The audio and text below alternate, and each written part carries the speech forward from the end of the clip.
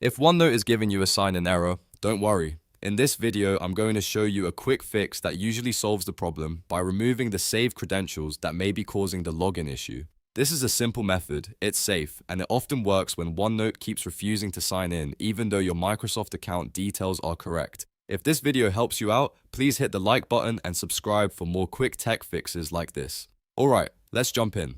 First, open the Start menu on your PC and type Credential Manager into the search bar. When you see it appear in the results, click on it to open the Windows Credential Manager. This is where Windows stores saved login information for apps and services, including Microsoft and OneNote related credentials. Once Credential Manager opens, click on Windows Credentials at the top. This is important because the sign-in problem is usually tied to credentials saved under Windows, not the web or generic password manager.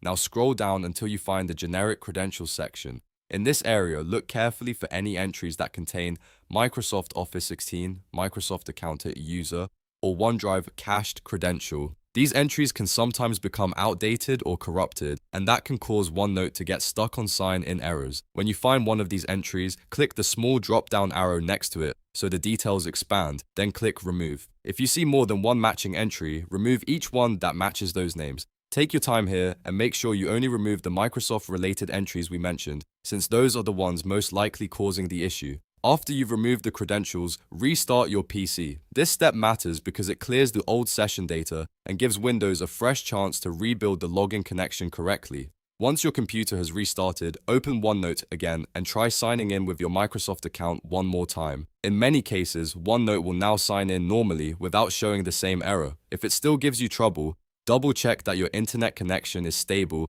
and that you're using the correct Microsoft account. But for most users, this credential reset is the fix that does the trick. So to recap, you opened Credential Manager, checked Windows credentials, removed the Microsoft Office 16 Microsoft Account User, or OneDrive cached credential entries, restarted your PC, and then signed into OneNote again.